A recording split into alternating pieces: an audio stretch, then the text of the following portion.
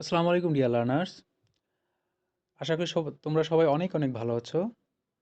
আজ আমরা এই ক্লাসে HSC preposition Jessore board 2023 Bangla অর্থ ও ব্যাখ্যা সহ সমাধান করব। চলো তাহলে ক্লাসটা আমরা শুরু করি। Books are really our best friend as we can rely dash them. বই হলো আমাদের সত্যিকারের প্রকৃত বন্ধু।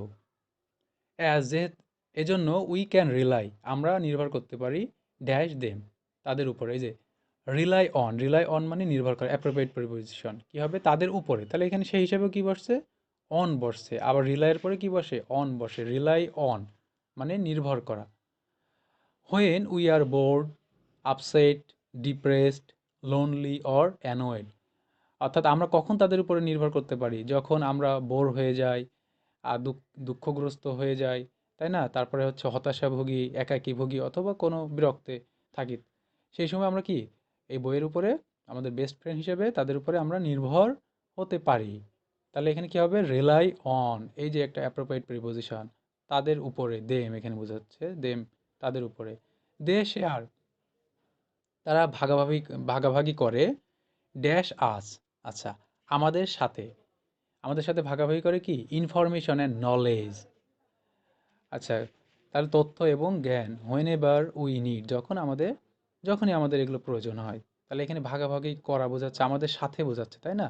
দে শেয়ার, তাহলে এরপরে কি হবে শেয়ারের পরে উইথ হবে, শেয়ার উইথ মানে ভাগাভাগি করা। দে এনাবেল আস, দে এনাবেল তারা সক্ষম করে তোলে, টু হ্যাভ এ গ্লিমস আমাদের এক ঝলক দিতে, কি সম্পর্কে ড্যাশ, এই যে culture, traditions, arts, history, geography, health, psychology and many other subject and aspects of life, এই যে জীবনের এই যে জিনিসগুলো আছে, বিষয়গুলো আছে, এগুলো সম্পর্কে তারা এক ঝলক আমাদের দিতে সক্ষম করে তোলে। এই যে গ্লিমস, এই গ্লিমস অর্থ হচ্ছে কি ঝলক, এই গ্লিমসের পরে কি বসে অফ বসে, গ্লিমস অফ এক ঝলক, ঠিক আছে, এ গ্লিমস অফ, তাহলে এখানে কি হবে অফ হবে।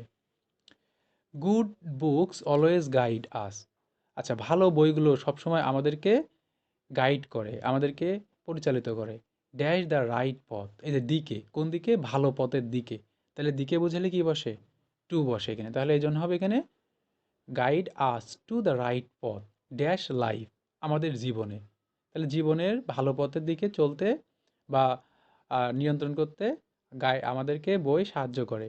আচ্ছা তাহলে এখানে কি হবে ইন হবে, এই যে দ্য রাইট পথ ইন লাইফ জীবনে। Reading book, reading good books help us understand the world, আচ্ছা ভালো বই আমাদেরকে সাহায্য করে বুঝতে, কি বুঝতে the world dash us better, the world আমাদের চারিপাশে যা ভালো কিছু আছে সেগুলো বুঝতে সাহায্য করে, চারিপাশ বোঝাচ্ছে কিন্তু এখানে, চারিদিক বা চারিপাশ বোঝালে কি হয় অ্যারাউন্ড হয়, তাহলে এখানে কি হবে অ্যারাউন্ড হবে। হোয়াইল রিডিং বুকস যখন আমরা বই পড়ি, we build new and creative thoughts, images and opinions, যখন আমরা বইগুলো পড়ি তখন আমাদের নতুন জিনিস, তারপরে হচ্ছে সৃজনশীল চিন্তাভাবনা, ছবি, বিভিন্ন ধরনের ছবি এবং মতামত, এগুলো কি আমরা বিল্ড আপ করতে পারি ড্যাশ আওয়ার মাইন্ড, কোন জায়গায় আমাদের মনের ভিতরে, তাহলে এখানে ভিতরে বোঝাচ্ছে বা মনে, এই জন্য এখানে কী হবে ইন আওয়ার মাইন্ড, কী হবে ইন আওয়ার মাইন্ড।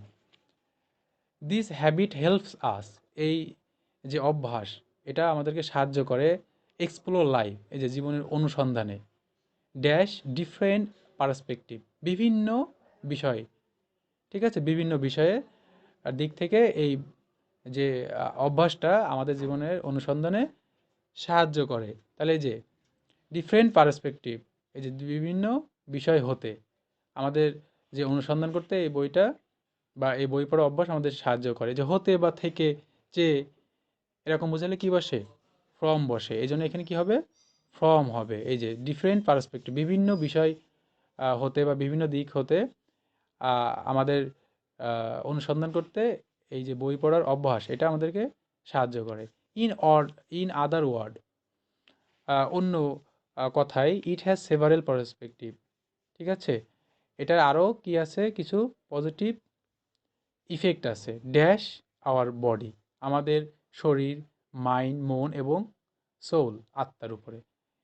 তাহলে এটার আরও কি আছে, কিছু তোমার হচ্ছে ইতিবাচক প্রভাব আছে। এই যে আমরা জানি ইফেক্টের পরে কি বসে, ইফেক্টের পরে অন বসে, ইফেক্ট অন মানে প্রভাব।